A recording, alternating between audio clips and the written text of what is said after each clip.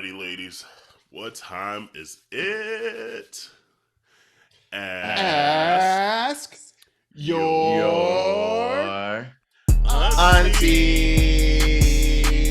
auntie. Alright, who has it? I can read it. Or do Okay, you want to read it since you've been gone for a that's while? true. Yeah, sure, I'll do that. Yes. Aunties, what's your perspective on saying the N word around your non-white partner or significant other? Or it My should probably husband, say your white partner. Yeah, that oh, person actually sent a rebuttal. He said it's got it. supposed to say white. Around your white. There you go. Okay, My so bad. let's rewind Because that. they were about to get their ass Aunties, beat. Right. aunties, what's your perspective on saying the N word around your white partner or significant other? My husband doesn't like it when I say it, and we've had a few conversations over the years about how I have agency to say the word as I please. Out of respect, I try not to say it, but when I'm around my friends or talking on the phone, I definitely say it more. I'm curious about how each of you have managed this in your relationships. Drew, you look like you got something to say. Ooh, let me say, a couple of years ago, we've had to have a conversation about it, and the conversation was just straight up. I'm not gonna police you on who you is, and you're not gonna police me on who I am. So, if there's something about it that makes you uncomfortable, that means that there's some more learning that you have to understand, and you need to educate yourself on why it's okay for me. And I ain't your teacher, so either you fix it or that's it. I mean, it was just that black and white. I get um how it can make some people feel uncomfortable, but if you're uncomfortable, that means you're not understanding where it originates from, and us as black folks, and you're not giving us the respect that we deserve when it comes to, you know, claiming that word again and using it in ways that we feel comfortable using it. Mm-hmm. I will say though that when I'm around my wife, it's nigga this, nigga that, nigga. And now he's just like, okay, yeah, all right. So I don't know. I am not going to censor myself, especially being black, and something that a lot of black folks do, which is use, say nigga, just to make another white person feel comfortable. That I'm not doing that, you know. So yeah. Yeah, like What do you think, bro? I don't use it that often. Like I use it here and there, and a lot of times it's kind of like emphasis on the wrong syllable. It's like sometimes you just gotta say nigga, like shit, like or But I honestly, it's not a word that I use too prevalently. But again, like, and I'm trying to think, like, and I'm sure Corey and I have had a conversation around it, but like at this point, it's probably so long ago that I don't even think about it no more, really. um, and he knows it's like a word that I don't use that frequently, so it doesn't really come up that often. Um, but it's a word we claimed, and I get even for some black folks that it's still a trauma filled word, and there are black folks in the community that don't like using that word and don't like the prevalency of that word in music and movies and conversation. And I say that, like, at least that's warranted in our community, though. There might be some that don't like it. There might be some that don't mind it. But it's for us to figure out. And for us to, like, claim that word back because it was such a nasty word for so long. And now we're like, you know what? We're going to try to take this power out of this word and meet it as a friend, as honey, as whatever, and things like that.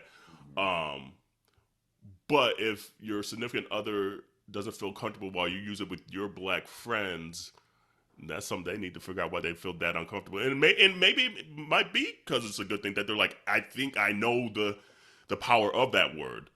However, just have several seats. Let us do what we do, and it is what it is, kind of thing. I appreciate your concern. Right. However, go have several seats. Let us black folk do what we do. Right. Leave the room. Excuse yourself. Yeah. So and I get it, and sometimes I definitely like am conscious of it, like out of maybe a respect level of the conversation, if it makes because ultimately I don't want my husband uncomfortable. But when it comes down to it, if I felt like in that conversation I need to say it, I'm going to say it. Mm-hmm. Because it's a word in our community that we've taken over and utilized the way we see fit. So, what do you think, Dewan? Not somebody white trying to police our language. Thank you. Like, I don't give a damn if you're uncomfortable. Guess what? That's called privilege. We got it too. And the privilege is we can use that word and you can. And if it makes you uncomfortable, oh well. Sorry, your history makes you feel guilty. Well. Like, I can sorry y'all made this word up in the past to make us try to feel less than. Right. Christopher Columbus. Like, I get the sentiment of this and whatnot, but as a Black person, you know, part of our agency, part of our right is, you know, the reclaiming of that word, and you are not part of that group. And if that makes you uncomfortable, well, settle into your uncomfortability. Yeah. Because we've been sitting uncomfortable and we stay uncomfortable for a lot of things that we don't like, that ain't changing. Yeah. And I also need to say that there is a difference between using the GA and the GER. That part. You know, so there's a very big difference, you know, and if you listen to our music, you listen to what we say to one another, we don't use the ER. Mm-hmm. We do GA. So there is a little bit of a difference, and I get listed as the, you know, HR guy and blah, blah, blah. That stuff has no place within the context of a relationship. And if a partner is uncomfortable with, you know, with their Black partner using a word that is that Black person who's part of the Black community is comfortable using, there's no debate. So you just gonna have to sit. As far as I'm concerned, you're gonna have to sit in your uncomfortability with that. And I'm gonna hop back on my phone and be like, "So nigga, guess what?" Right. Guess what this nigga said. This nigga had the nerve to say to me. Matter of fact, I'm gonna change your name in my phone.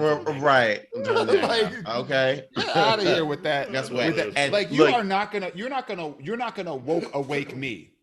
What you're not gonna do is woke awake me. Woke and awake your white friends on the other things that they're doing above and beyond the use of this word that we have reappropriated for our own purposes that you are not allowed to appropriate. So there are other things.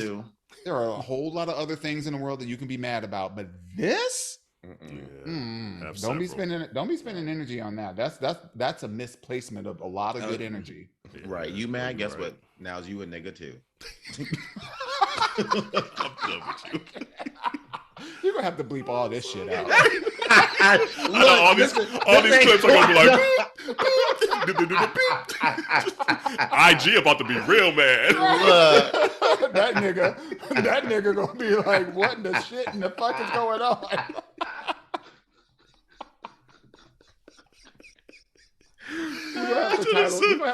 You're gonna have to title this Gutter Mouth. This whole episode. For real though. Oh Lord, instead of Sega, it's nigga. Right.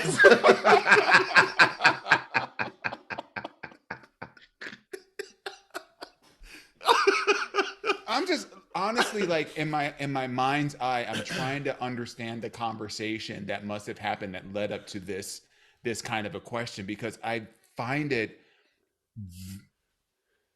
I'm partially offended. like, who in the hell would someone who's not Black tell someone who is Black that they are uncomfortable with the Black person using a word that is part of our vernacular? That would be like a straight person saying, "I feel uncomfortable when you say queer." Yeah. And right. Look, we say we be uncomfortable. Y'all put raisins in your potato salad, and you still do it anyways. Wait.